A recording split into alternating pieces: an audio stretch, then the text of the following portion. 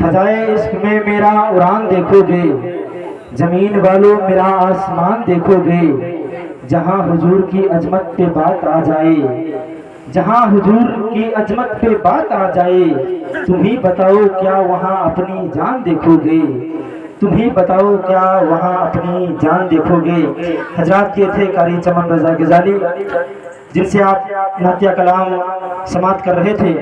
حضرات آپ کے انتظار کا وہ گھڑی ختم ہو رہی ہے، جس شخصیت جس ہستی کے انتظار میں آپ جن کے خطاب سننے کے لیے آپ شام سے لے کر ابھی تک بیٹھے ہیں، بلکہ ایک دو دن نہیں بلکہ کئی روز سے جن کے خطاب سننے کے لیے آپ انتظار میں ہیں، اس ہستی کی آمد ہو رہی ہے۔ مائک پر بلا تاخیر حضور قاضی نیپال کا استقبال مکمل طور پر بیداری کے ساتھ کر لیا جائے۔ نعرہ تکبیر!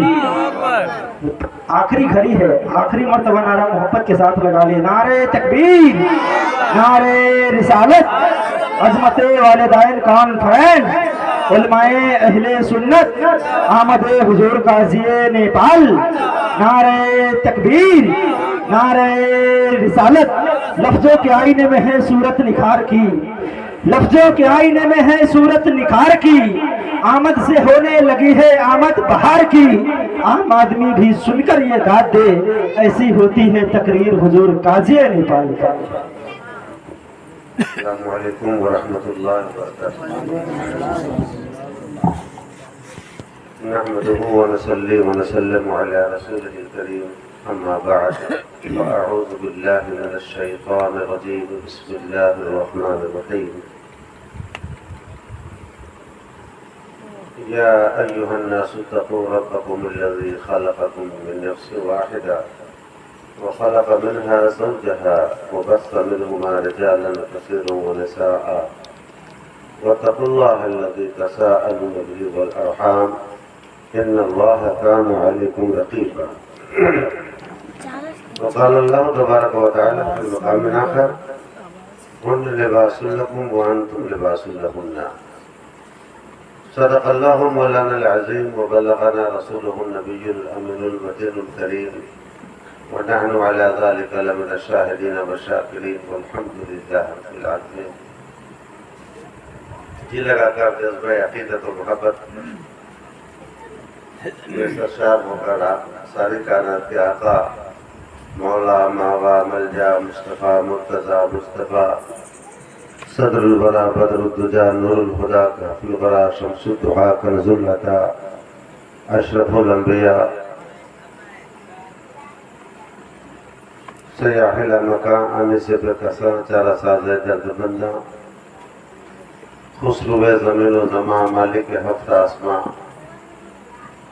شہنشاہ عرب و عجم فخر آدم و بنی آدم نور مجسم سید العرب والعجم دائی حلیمہ کی آنکھوں کا تارا آمنہ بھی کا راج دلارا کونین میں سب سے انوکھا سب سے نرالا جناب رسول ہاشمی مکی مدنی مطلبی عربی زمزمی کی بارگاہ ناز میں درود و سلام کا ہدیہ محبت نچھاور کر لیں۔ اللہم صلی علی سیدنا مولانا محمد معدن الجود والکرم وعلى آلہ واصحابہ وبارک وسلم صلاۃ و سلام علیک یا رسول اللہ۔ ماشاءاللہ آپ کا مجمع بھی بڑا اچھا ہے، سنجیدہ، اور مائک بھی اچھا بج رہا ہے۔ اسی طرح کا مائک بجنا چاہیے، اور اسی طرح میں نعت خوان حضرات کو بھی پڑھنا چاہیے۔ ہم لوگ مٹی سے بنے ہیں، اس بات کا خیال 24 گھنٹہ ہمیں رہنا چاہیے کہ ہم مٹی سے بنے ہیں، اور مٹی کی طبیعت میں پستی ہے، مٹی کی طبیعت میں عاجزی ہے، تواضع ہے، انکساری ہے، لچک ہے، دباؤ ہے۔ آپ مٹی کا ڈھیلا اوپر پھینکیے، جب تک آپ کی طاقت کا اثر اس میں رہے گا تو وہ ڈھیلا اوپر جائے گا، لیکن جیسے ہی آپ کی طاقت کا اثر ختم ہوگا تو وہ ڈھیلا اوپر نہیں جائے گا بلکہ وہ ڈھیلا نیچے آ جائے گا۔ کیوں؟ اس لیے کہ اس کی فطرت میں پستی ہے۔ اس کی فطرت میں دباؤ ہے، اس کی فطرت میں لچک ہے، عاجزی ہے، تواضع ہے۔ مٹی کی عاجزی کا یہ عالم ہے، اس کے تواضع کا یہ عالم ہے کہ اسی مٹی کے سینے پر ہم پھاوڑا چلاتے ہیں، اس کا سینہ چھلنی کرتے ہیں، اس کا سینہ، زمین کا سینہ ہم چیرتے ہیں، اس میں دانہ ڈالتے ہیں، لیکن یہ زمین کبھی ہم سے شکایت نہیں کرتی ہے کہ تم نے میرا سینہ چیرا اس لیے میں تیرے دانے کی حفاظت نہیں کروں گا۔ کبھی زمین نے ایسا ہڑتال کیا انسانوں کے خلاف کہ یہ ہم پہ جوتا لے کے چلتا ہے، ہم پر غلاظتیں پھیلاتا ہے، ہم پر گندگیاں پھیلاتا ہے، ہم پر پخانہ پیشاب کرتا ہے، ہمارا سینہ چیرتا ہے، اور پھر میرے سینے سے یہ طرح طرح کے موجات نکالتا ہے، غلجات نکالتا ہے، انواع و اقسام کے پھل فروٹ نکالتا ہے۔ ہڑتال کرو، انسان کو اپنے سینے سے دانا مت دو۔ کبھی ایسا ہڑتال کیا زمین نے؟ نہیں کیا، بلکہ آپ نے دانا زمین میں ڈال دیا، زمین نے اپنے سینے میں اس دانا کو محفوظ کر لیا، اور پھر اس کی حفاظت کرتی رہی ہے زمین، یہ مٹی اس کی حفاظت کرتی رہی، اور تمام تر ماں کی طرح اپنے آغوش میں اس دانے کی پرورش کیا، پروان چڑھایا، پرورش برداشت کیا۔ اس کے بعد زمین کی مہربانی اس کے ساتھ شامل رہی، رب کا کرم شامل حال رہا۔ زمین نے اپنے سینے سے ایک کلی نکالا، دانا سے ایک کلی نکلی۔ اچھا، آپ دانا زمین میں کوئی بھی ڈالیے، گیہوں کا دانا یا دھان ڈالیے یا پیاز ڈالیے یا اور بھی کوئی دانا ڈالیے، لیکن زمین سے کلی نکلتی ہے کتنی؟ 2 یا 3 یا 4 یا ایک ہی کلی نکلتی ہے۔ آپ لوگ کسان ہیں، اچھی طرح جانتے ہیں اس مزاج کو، ایک بن کر نکلتی ہے۔ گویا کہ وہ کلی بھی زمین کے اندھیرے میں، ظلمت ارض میں رہ کر، زمین کے اندھیرے میں رہ کر اس بات کو محسوس کیا کہ زمین کی سیاہی میں، زمین کے اندھیرے میں جس خالق کائنات کی تربیت میرے ساتھ ہے اور جس کے کرم کی وجہ سے میں اس زمین کے اندھیرے میں بھی آباد رہی، وہ پالنہار، اس پالنہار کی ذات ایک ہے، وحدہ لا شریک ہے، لہذا اس کی وحدانیت کی گواہی دیتی ہوئی کلی ایک بن کر نکلتی ہے، قل هو اللہ واحد کا پیغام سناتی ہے۔ ایک بے جان سی کلی اپنے رب کا شکر گزار زبان حال سے رب کا شکریہ ادا کرتی ہوئی باہر نکلتی ہے، اور پھر جب باہر نکلی تو پھر عناصر اربعہ نے اس کی حفاظت شروع کر دیا، سورج نے بھی اس کی حفاظت شروع کر دی، چاند کی چاندنی نے بھی اس کی حفاظت شروع کر دی، ہواؤں نے بھی اس کو جھولا جھلانا شروع کر دیا، رات کو برسنے والی شبنم نے اس کا چہرہ دھویا، بارش نے اتر کر اس کو غسل کرایا، بارش بھی، شبنم بھی، سورج بھی، چاند کی چاندنی بھی اور زمین کی پہنائی بھی، یہ تمام اس کی حفاظت میں لگ چکے ہیں۔ اس کے بعد کلی پروان چڑھی، آگے بڑھی، اس میں شاخیں نکلی، اور اس کے بعد پھل پھول نکل آئے۔ گویا کہ وہ کلی جب اپنے رب کی وحدانیت کا اعلان کیا تو زمین نے اس کو اپنے آغوش میں جگہ بھی دے دیا، ہواؤں نے جھولا جھولا دیا، شبنم نے وضو کرا دیا، چاند نے مٹھاس بھر دیا، سورج نے اس کے اندر پکائی کی قوت پیدا کر دی۔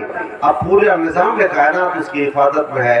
اس سے یہ اندازہ لگا کہ وہ کلی جب اپنے رب کی توحید کا اعلان کر رہی ہے، رب کی وحدانیت کا اعلان کر رہی ہے، تو سارا نظام کائنات اس کی حفاظت میں لگ گیا۔ تو مسلمان اپنے مولا کا نام جپے، مسلمان اپنے مولا کی عبادت کرے، اس کی کبریائی کا چرچا کرے، تو کیا مولا کا کرم، مولا کی مہربانی اور یہ ساری کائنات، سارا نظام کائنات ہماری حفاظت نہیں کرے گا؟ یقیناً حفاظت ہماری کرے گا۔ تو ہم مٹی سے بنے ہیں، اور مٹی کے اندر عاجزی ہے، تکبر نہیں ہے، غرور نہیں ہے، گھمنڈ نہیں ہے، تعلی نہیں ہے، اظہار برتری نہیں ہے، اپنے اندر غرور کا مادہ اس کے اندر نہیں ہے۔ تو ہم مٹی سے بنے ہیں تو ہماری سوچ میں بھی پستی آنی چاہیے، ہماری فکر میں بھی لچک آنی چاہیے، تواضع، انکساری، عاجزی آنی چاہیے۔ اور جو بندہ عاجزی کرتا ہے رب تعالیٰ اسے اٹھاتا ہے، اسے بلند بالا فرماتا ہے، اس کو اونچا مقام عطا فرماتا ہے۔ محبت کے ساتھ درود پاک اللہم صلی علی سیدنا مولانا محمد مبارک وسلم صلاۃ و سلام علیکہ یا رسول اللہ وعلی آلکہ و اصحابکہ یا حبیب اللہ۔ تھوڑی دیر آپ مکمل ذہنی فکری بیداری کے ساتھ میرے ساتھ لگ جائیں تاکہ چند باتیں آپ کے دماغ میں اتار سکوں۔ دیکھیے قرآن عظیم میں آیا ہے، چونکہ شادی کی محفل ہے اور بہتر ہوتا ہے کہ جیسا موقع ہو گفتگو اسی کے حساب سے کی جائے، یہ نہیں کہ شادی کا موقع ہے اور محرم کی تقریر شروع کر دیں۔ اب محرم کا مہینہ ہو تو محرم میں 10ویں تاریخ کو شادی کی گفتگو شروع کر دیں، 40واں کی محفل ہو اور اس میں عقیقہ کا بیان شروع کر دیں، عقیقہ کی محفل میں 40واں میت کی گفتگو شروع کر دیں۔ یہ موقع کے مناسب نہیں ہوتا، بلکہ ساز موقع کے حساب سے بجانی چاہیے۔ شادی ہو چکی ہے مگر عرف عام میں اس وقت تک لوگ نہیں کہتے ہیں شادی ہوئی ہے جب تک بارات نہیں جائے۔ عرف میں یہ ایک دستور بن چکا ہوا ہے، حالانکہ نکاح ہو گیا، شادی ہے، اسی کا نام شادی ہو گئی، لیکن چونکہ شادی کے ہی تعلق سے اس محفل کا انعقاد ہوا، عزیز گرامی مولوی رحمت علی سلمہ کا گھر بسنے جا رہا ہے، شادی کے حوالے سے محفل ہے، اس لیے اس کے تعلق سے چند باتیں آپ سماعت کریں۔ یاد رکھیے کہ ہم بحیثیت قوم مسلم اپنی زندگی میں آزاد نہیں ہے، اپنے دستور حیات میں آزاد نہیں ہے، اپنے چلنے پھرنے کھانے پینے سونے جاگنے شادی بیاہ کرنے کپڑا پہننے اور تمام زندگی کے جو معمولات ہیں ہمارے، ان تمام میں کہیں پر بھی ہم آزاد نہیں ہیں، بلکہ ہمارے لیے پابندیاں ہیں، قانون ہیں، دستور ہیں۔ ہم میں اور جانور میں فرق ہے کہ نہیں ہے؟ جانور کے لیے کوئی قانون نہیں ہے، جہاں مرضی ہوتی ہے کھڑے کھڑے شروع ہو جاتا ہے۔ وہ کوئی پنچایت بٹھایا اس کے خلاف کہ ہمارے دروازے پر کھڑے کھڑے کیوں پیشاب کر دیا فلانا کا بیل؟ پنچایت کیا کبھی؟ اگر کرے گا بھی تو بیل والے پہ کرے گا، مگر بیل پہ نہیں پنچایت کرے گا، کیونکہ ہر کوئی جانتا ہے کہ بیل یہ کوئی انسانی زندگی نہیں ہے، اس کے پاس عقل نہیں ہے، شعور نہیں ہے اور کسی قانون کا وہ پابند بھی نہیں ہے۔ دنیا کا سارا ملک انسانوں پر قانون لگاتا ہے، جانوروں پر کوئی قانون کا نہیں ہوتا۔ تو پتہ چلا کہ انسان میں اور جانور میں جہاں کئی باتوں کا فرق ہے، وہاں اس بات کا بھی فرق ہے کہ جانور کی زندگی میں کوئی قانون نہیں ہے، انسانی زندگی میں قانون ہے۔ ہاں اس کو آپ بات کے رکھیے گا تو وہ ایک کھوٹا پہ رہ جائے گا، جہاں چلائیے گا ادھر چلے گا، جو کھلائیے گا وہی کھائے گا، جہاں بٹھائیے گا وہی بیٹھے گا، جو آپ کرائیے گا وہ کرے گا جو اس کے بس کی بات ہو، لیکن اپنا اس کا کوئی قانون نہیں ہوتا ہے۔ انسانی زندگی کے لیے قانون ہے۔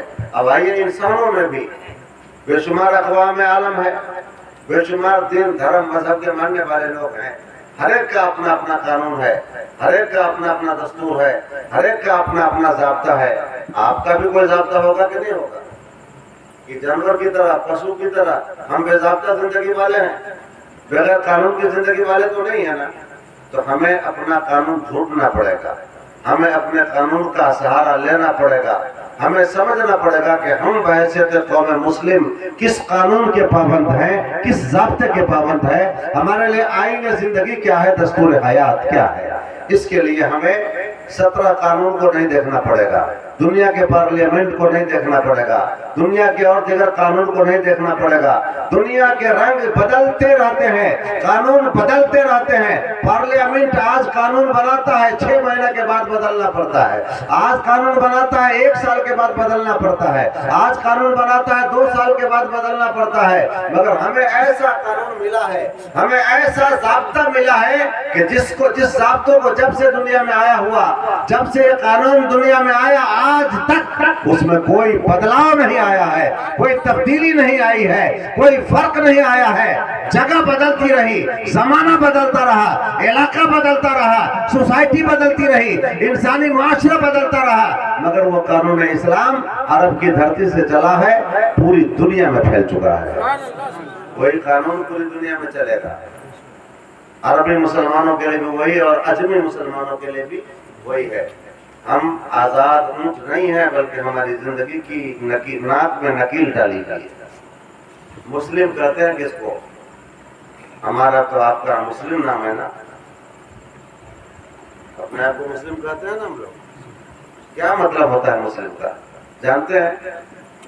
मुस्लिम अरबी लफ्ज है, कई मानी है इसके, उनमें से एक माना, एक तर्जुमा उसका यह है कि मुस्लिम उस ऊंट को कहते हैं जो आज़ाद नहीं हो, बल्कि उसकी नकील में, उसकी नाक में नकील हो और वो नकील की रस्सी किसी के हाथ में हो, उसका कोई मालिक हो, जिसके इशारे पर वो चले, जिसके इशारे पर वो बैठे, जिसके इशारे पर वो खाएगा, जिसके इशारे पर वो पिएगा, जिधर चलाएगा उधर चलेगा, जिधर से रोक देगा उधर से रुक जाएगा, जहां बैठाएगा वहां बैठना पड़ेगा।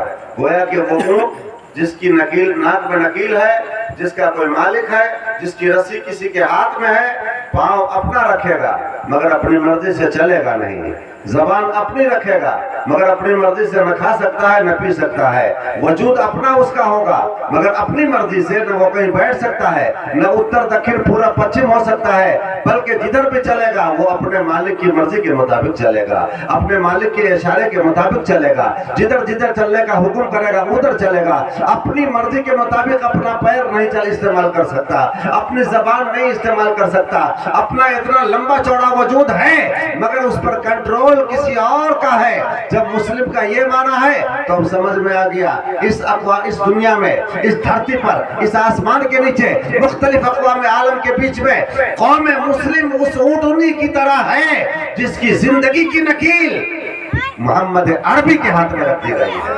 ताजदारे कौनैन के हाथ में रख दी गई है, आमना के लाल के हाथ में रख दी गई है। अब हमारी जिंदगी के नशे व फराज का तायुन वो कमली वाले मुस्तफा करेंगे, हमारी जिंदगी की राहों का तायुन वो आमना का लाल करेगा, हमें क्या खाना है क्या नहीं खाना है और ताजदार अरब करेंगे, फखरे तो आलम करेंगे, मेरे मुस्तफा करेंगे, हमारे रसूल करेंगे।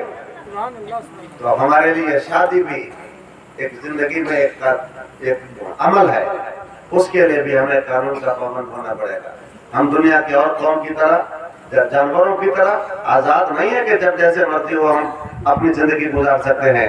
कानून हमारे साथ है, तो हमें देखना पड़ेगा। अल्लाह के हबीब, आपके और हमारे सारी कायनात के आखिरी पैगंबर जनाब मोहम्मद रसूलुल्लाह सल्लल्लाहु अलैहि वसल्लम ने हमें शादी के हवाले से कौन सा कानून दिया है। वो तो वही कहते थे जो रब उनका कहता था, जो उनका खुदा कहता था। चुनांचे शादी के हवाले से बड़ी बड़ी बातें कुरान पाक में आई हैं। इस आयत करीमा को जो मैंने आपके सामने पढ़ी है उसका थोड़ा सा मतलब समझिए। रब इरशाद फरमाता है, शादी के रिश्ते की नजाकत को बयान फरमाता है, हुन्ना लिबासुल लकुम व अंतुम लिबासुल लहुन्ना। आप सुन रहे हैं, ज़हन आपका हाजिर है, आपका दिल दिमाग हाजिर है, इधर तवज्जो कीजिएगा। कुरान फरमाता है, हमारा रब का ऐलान है, हुन्ना लिबासुल लकुम, ए शादी करने वाले शौहरों, जो बीवियां तेरी जिंदगी में आ रही हैं, इनकी हैसियत क्या है? ये तुम्हारा लिबास है, तुम्हारा पोशाक है। लिबास में सारी चीजें आ गई और तुम इनके लिबास हो, दोनों एक दूसरे के लिबास हो। लिबास का काम क्या होता है? लिबास का काम यह होता है कि सर्दी पड़ रही है, लिबास पहन लीजिए, सर्दी से बचाएगा। लिबास का काम क्या है? सख्त धूप पड़ रही है, छाता ओढ़ लीजिए, धूप की शिद्दत से बचाएगा, वो भी लिबास में शामिल है। लिबास का काम क्या है? खुरदुरी जमीन है, आप पैदल नहीं चल पा रहे हैं, जूता पहन लीजिए, आराम से चल जाइएगा। लिबास का काम क्या है? राहत पहुंचाना, आराम पहुंचाना, तकलीफ से तकलीफ को दूर करना, आदमी को आराम पहुंचाना, ये लिबास का काम है। तो गोया के पता ये चला, ये मजाज मिला कि बेहतरीन शौहर वो होता है जो अपनी बीवी को आराम पहुंचाए, उसको सुख पहुंचाए, उसको दुख न दे, मुसीबत न दे, परेशानी न दे, बल्कि उसको आराम पहुंचाने का काम करे। वो बेहतरीन शौहर होगा, वो लिबास का हक अदा करेगा। और उसी तरीके से एक बेहतरीन बीवी, बेहतरीन खातून वो है जो अपने शौहर को आराम पहुंचाए, शौहर को तकलीफ से बचाए। अब लिबास का हक अदा हो गया, चूंकि लिबास का काम है तकलीफ से बचाना, आराम पहुंचाना, तो बेहतरीन शौहर वो होगा जो अपनी बीवी को तकलीफ से बचाए, आराम पहुंचाए। बेहतरीन बीवी वो होगी जो अपने शौहर को तकलीफ से बचाए, आराम पहुंचाए। اب مختصر میں آگے بڑھیے. لباس کے اور کام ہے. ایک کام لباس کا یہ بھی ہے کہ اگر آپ کے بدن میں کوئی عیب ہے, کوئی داغ دھبا ہے, تو لباس پہن لیجئے, وہ عیب چھپ گیا. زخم کا نشان ہے, لباس پہن لیجئے, چھپ گیا. آپ کی آنکھ میں کوئی کمی ہے, آنکھ چھوٹی بڑی ہے, چشمہ پہن لیجئے, عیب چھپ گیا. کچھ لوگ پہنتے ہیں اسی لیے بھی, آنکھ چھوٹی بڑی ہو تو چشمہ پہنتے ہیں تاکہ یہ عیب نظر نہ آئے. چشمہ پہن لیا, آنکھ کا عیب چھپ گیا. آپ کے بدن میں داغ ہے, لباس پہن لیا, عیب چھپ گیا. لباس کا کام ہے عیب پوشی کرنا, ستر پوشی کرنا, عیب کو چھپا دینا. اب سمجھ میں آیا کہ بہترین بیوی وہ ہے جو اپنے شوہر کا عیب چھپا دیا کرے, اور بہترین شوہر وہ ہے جو اپنی بیوی کا عیب چھپا دیا کرے. اگر اس طرح سے ایک دوسرے کے عیب کو چھپانے کا سلسلہ بن جائے تو بولیے اس شوہر بیوی میں کبھی نا اتفاقی ہوگی, کبھی جھگڑا ہوگا, کبھی لڑائی تکرار ہوگی. دونوں ایک دوسرے کے عیب پر پردہ ڈال دیا کریں گے تو کبھی جھگڑے کی نوبت آئے گی. لیکن آج کل جو خواتین ہیں, جو بیویاں ہیں, ان کا حال یہ ہے کہ ذرا سی تکلیف شوہر کے یہاں پائی, ذرا سی تکلیف محسوس کرے گی, کسی عید میں, کسی بقرعید میں, یا کسی تہوار کے موقع پر نیا کپڑا نہیں مل سکا, وہ زندگی بھر کے لیے تانا دینا شروع کر دیتی ہے. اس فقیرہ کے گھر میں جب سے آئی تبھی سے کبھی مجھے نیا کپڑا نصیب نہیں ہوا, وغیرہ وغیرہ. یہ عیب کی باتیں, کمزوری کی باتیں. اگر کوئی خاتون اپنے شوہر کے عیب کو دور تک پہنچاتی ہے, اپنے میکے تک پہنچاتی ہے, تو سمجھ جائے کہ وہ خاتون شوہر بیوی کے تقاضوں کو نہیں سمجھ پا رہی ہے, شوہر بیوی کے رشتے کی نزاکت کو نہیں سمجھ پا رہی ہے. بہترین بیوی وہ ہے جو اپنے شوہر کے عیب پر پردہ ڈال دیا کرے. مجھے اس موقع پر ایک بڑی اچھی بات یاد آئی. حضرت بی بی ام سلیم ہے, ان کے شوہر جناب حضرت طلحہ ہے. ان کے گھر پہ ایک مہمان آ گیا. کھانا گھر میں نہیں تھا دادا, ایک آدمی کا کھانا تھا, اور گھر میں بیوی ہے, شوہر ہے, بچہ بھی ہے. ایک مہمان آ گیا. کتنے ہو گئے سب مل کے؟ اچھا, آپ کا ذہن بالکل حاضر ہے, سب لوگ حاضر رکھیے گا. 4 لوگ ہو گئے. کھانا کیا آدمی کا؟ ایک آدمی کا. اب شوہر بیوی مشورہ کرنے لگ گئے کہ مہمان آ چکا ہے, کھانا زیادہ نہیں ہے, ایک آدمی کا کھانا ہے, اگر بچہ کو کھلاتی ہوں مہمان بھوکا رہ جائے گا, ہم میں سے کوئی کھا لیتے ہیں مہمان بھوکا رہ جائے گا. کیا کرنا چاہیے؟ عرب کی مہمان نوازی بڑی مشہور ہے. عرب کی مہمان نوازی اتنی مشہور ہے کہ تاریخ میں آیا ہے کہ اگر ان عربیوں کے یہاں کوئی مہمان آ جاتا, دھوکے سے اگر پہنچ جاتا ایسے گھر پہ کہ جس گھر والے کے ساتھ اس کی دشمنی ہو, عداوت چل رہی ہو, خاندان در خاندان دشمنی چل رہی ہو, لیکن وہ بھی اگر آ گیا اس کے گھر پہ مہمان بن جائے, تو عرب کی مہمان نوازی اتنی مشہور ہے کہ جب تک وہ مہمان ہے اس کے گھر پر تو اس کے ساتھ کوئی زیادتی نہ کرے گا, بد کلامی نہ کرے گا, بلکہ ایک مہمان کے ساتھ جتنا احترام کیا جاتا ہے وہ احترام بجا لائے گا اور اچھی طرح سے مہمان نوازی کرے گا. یہ عرب کی مہمان نوازی کا طریقہ تھا. تو یہ تو مہمان آ گئے تھے, انہوں نے سوچا کہ ایک آدمی کا کھانا ہے, اگر ہم دونوں میں سے کوئی ایک کھاتے ہیں مہمان بھوکا رہ جائے گا, بچے کو کھلاتے ہیں بھوکا رہ جائے گا, تو ہم دونوں تو مان جائیں گے, صبر کر لیں گے, مگر بچے کا کیا ہوگا؟ دونوں نے مشورہ کیا کہ بچے کو پہلا پھسلا کر کے لوریاں دے کے سلا دیا جائے. بچے کو سلا دیا گیا. اس ماں کے دل میں بھی بچے کی محبت تھی, اس باپ کے دل میں بھی شفقت پدری تھی, مگر مہمان کی خاطر بچے کو بھوکا سلا دیا. اس کے بعد یہ دونوں بچ گئے. اب کہا کہ عرب کا دستور یہ تھا کہ مہمان کو بھی ایک ہی دسترخوان پہ ساتھ بٹھا کر کھلایا جاتا تھا. یہ آپ سونے لگے کتنا برداشت کریں گے؟ نہیں ٹھیک ہے, یہ میرا کو سوچا نا جاگ جاگ مسلمان سویرا ہوا, دور سارے جہاں سے اندھیرا ہوا. اچھا, آپ لوگوں کو جگانے کے لیے کہیں کہیں کچھ گانا پڑے گا, گنگنانا پڑے گا لگتا ہے. آئیے منہ کان دھو کر کے آ جائیے, انشاءاللہ پھر نیند ختم ہو جائے گی. تڑپے لجیرا ہمار ہو تنی جیتی مدینہ. اور محبت سے بولیے نہیں اور ذرا سبحان اللہ کی لوگ ذرا اور تیز کیجیے تڑپیلا جیرا ہمار ہو تنی جیتی مدینہ تنی جیتی مدینہ تنی جیتی مدینہ جیتی مدینہ تنی جیتی مدینہ جیتی مدینہ تنی جیتی مدینہ دیکھ لیتی روزہ توہار ہو تنی جیتی مدینہ جب جب آویلا حج کا مہینہ جب جب آویلا حج کا مہینہ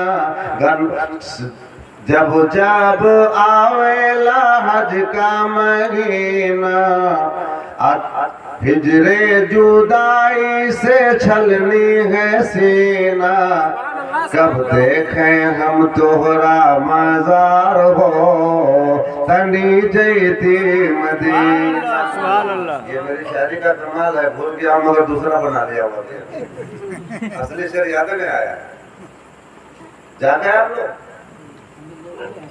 دیکھ لیں چلیے ٹھیک ہے بیوی ام سلیم نے شوہر سے مشورہ کیا کہ شوہر نامدار گھر کی آبرو بچانی ہے گھر کی عزت بچانی ہے مہمان کو احساس نہیں ہونے دینا ہے کہ ہم لوگ بھوکے رہ گئے حالانکہ ایک آدمی کا کھانا 3 لوگ بیٹھیں گے دسترخوان پہ بھلا 3 آدمی کو کھانا کافی کیسے ہوگا مہمان بھوکے رہ جائیں گے اور مہمان کو آسودہ کرنا ہے شکم بھر کھلانا ہے چنانچہ انہوں نے ایک مشورہ دیا جب ہم تینوں بیٹھ جائیں گے دسترخوان پر تو ایسا کروں گی کہ میں چراغ کی بتی تیز کرنے کے بہانے اٹھ جاؤں گی اور میں جانے کے بعد چراغ کو تیز کرنے کی بجائے بجھا دوں گی اندھیرا ہو جائے گا اندھیرے میں سب لوگ کھانے لگ جائیں گے مگر خدا دیکھتا ہوگا کہ ہم دونوں کھانا نہیں کھائیں گے ہمارا مہمان کھائے گا اکیلا اللہ اکبر دونوں نے اس حکمت پر اتفاق کیا دسترخوان لگا کھانا چن دیا گیا مہمان بھی بیٹھ گئے دونوں بیٹھ گئے تینوں ہاتھ چلانے لگ گئے اس کے بعد بی بی ام سلیم اٹھتی ہے چراغ کی بتی تیز کرنے کے بہانے جاتی ہے اور تیز کیا کرے گی چراغ گل کر دیتی ہے اندھیرا ہو گیا اب تو عالم یہ تھا کہ جناب حضرت طلحہ کے گھر میں مہمان نوازی کی ایسی مثال قائم کی جا رہی تھی تینوں کے ہاتھ پر تک آتے تھے اور زبان تک بھی جاتے تھے تینوں کی زبانیں بھی چلتی تھی مگر خدا دیکھتا تھا یہ دونوں میاں بیوی ہاتھ جو دسترخوان پر ڈالتے تھے برتن میں لے جاتے تھے اوپر کو اٹھاتے تھے خالی ہاتھ نیچے لے جاتے تھے خالی ہاتھ اوپر لاتے تھے مہمان کو بتانے کے لیے کہ ہم بھی کھا رہے ہیں زبان بھی چلاتے تھے اندھیرے میں دونوں زبان چلاتے رہے ہاتھ بھی اوپر نیچے کرتے رہے مہمان سمجھتا رہا کہ ہمارا زبان بھی کھا رہا ہے ہمارا گھر والا بھی کھا رہا ہے مہمان شکم سیر ہو کر کھا لے گا ماں بہنوں یاد کرو اپنی زندگی میں اس کو نمونہ بنا کر شامل کر لو تمہارے شوہر کے ساتھ بھی کبھی کبھی ایسا معاملہ ہو سکتا ہے مہمان دروازے پر آ جائیں انتظام کم ہوگا صبر کر لینا اپنے شوہر کی آبرو کو بچا لینا اس لیے کہ بیوی شوہر کا لباس ہے اور لباس کا کام ہے کہ عیب کو چھپا دیا کرتا ہے اور شوہر بھی ایسا ہونا چاہیے جو بیوی کے عیب کو چھپا دیا کرے 2 باتیں ہو گئی تیسری بات ہے لباس میں ایک بات یہ بھی ہوتی ہے کہ لباس جب اچھا ہوتا ہے تو صاحب لباس بھی خوبصورت لگنے لگتا ہے غلط ہے کہ صحیح ہے دیہاتی محاورہ ہے لوگ کہتے ہیں لپلے پوتلے دہری آگے آپ پڑھنے وڑھنے کنیا پر یہی ہے ہم نے سنا تھا لپلے پوتلے دہری آپ پڑھنے وڑھنے مہری چلیے بات ایک ہی ہے مطلب ہے کہ دروازے کو اگر آپ لپ پوت کر لیجئے اس میں حسن بڑھ جائے گا اور اس طریقے سے بیویاں یہ شہزادیاں اگر یہ بن سنور جائے سج جائے تو وہ بھی حسن کی ملکہ نظر آتی ہے اس کا حسن نکھر جاتا ہے اس کی خوبصورتی اور زیادہ بڑھ جاتی ہے جس کے لیے جو شوہر کے لیے باعث جاذبیت ہوا کون कहता है कि मजहब इस्लाम खाली नमाजें पढ़ने की बात करता है? कौन कहता है कि मजहब इस्लाम खाली नमाज, रोजा, हज, ज़कात, इबादत, अल्लाह अल्लाह अल्लाह अल्लाह सुभान अल्लाह, इन्हीं बातों का हुक्म देता है? मजहब इस्लाम अच्छी जिंदगी गुजारने के उसूल भी बताता है। मजहब इस्लाम ने ऐसी बारीकी हमको अता फरमाई, औरतें तुम्हारा लिबास है, तुम इनके लिबास हो, लिहाजा जरूरी है कि तुम भी अपने आप को बना संवार कर रखो, अपने आप को सजा के रखो, ताकि तेरी बीवी की निगाहें फटके नहीं, जब तेरी बीवी की नजर उठे तो तेरी तरफ उठे। सुभान अल्लाह। बंदर बनकर आएगा तो, आलू रिच बनकर आएगा तो। हम लोगों के पास तावीज लिखाने के लिए लोग पहुंचते रहते हैं, लड़का लोग भी पहुंचता रहता है, तावीज दे दीजिए, काहे के लिए? तो बीवी हमको चाहती नहीं है। तो हम लोग पहले ऊपर से नीचे तक देखते हैं कि आदमी है कि नहीं है। भाई आदमी को आदमी की तरह रहना चाहिए ना, कि भालू और रिच की तरह रहना चाहिए। तो ऐसी ऐसी हालत उसकी देखागा, बदबू बोलेगा, बदबू फटती रहती है, बोलेगा वहां तो यहाँ आपकी नाक फटेगी। ऐसा शौहर से बीवी मोहब्बत करेगी क्या? बोलिए ना, हाँ या नहीं? करेगी? बगल का बाल 3-3 साल 4-4 साल तक नहीं काटेगा, छोटा की तरह रखे रहता है, बदबू पाल पाल के रखता है। बोलिए ऐसे आदमी, ऐसे शख्स से बीवी मोहब्बत करेगी? मोछ रखता है आलू की पोंछ की तरह, उससे मोहब्बत करेगी बीवी? कपड़ा साफ नहीं, मुंह साफ नहीं, दांत साफ नहीं, दांत को बनाया हुआ है वो दांत, ऐसे शख्स से कैसे बीवी मोहब्बत करेगी? तुम्हें भी साफ सुथरा रहना पड़ेगा, पाकीज़ा रहना पड़ेगा, खुशबू का इस्तेमाल करना पड़ेगा। ये लिबास है, तुम लिबास हो उसके लिए। लिहाजा हर कोई चाहता है कि हमारा लिबास अच्छा हो, दीदा ज़ेब हो, जाज़िब नजर हो। तो तुम भी अपने आप को अच्छा बना के रखो, इंशाअल्लाह वो बीवी जो तुमसे नफरत करती है कल से मोहब्बत करने लग जाएगी। सुभान अल्लाह। कुछ खातून आएगी लिखाने के लिए तावीज के, हमको शौहर नहीं चाहता है, देखना नहीं पसंद करता है, उसको भी हम लोग हिदायत करते हैं कि लिबास अच्छा पहनो, मुंह कान ठीक ठाक रखो, बनने संवरने सजने का इंतजाम करो, तब ना तुम्हारा शौहर चाहेगा।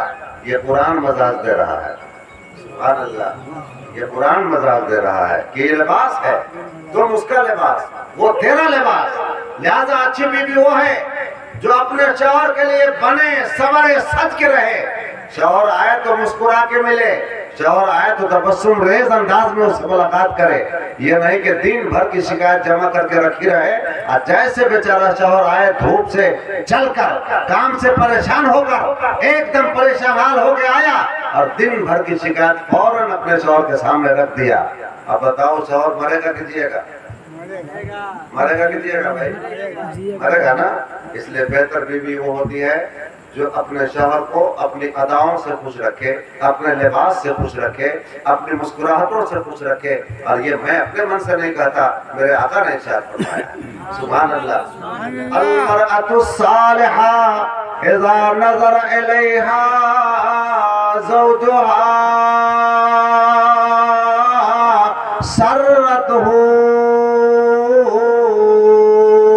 नेक औरत वो है, बेहतरीन औरत वो है, सालहा औरत वो है जब उसका शौहर उसकी तरफ देखे तो वो अपनी अदाओं से उसको खुश कर दे।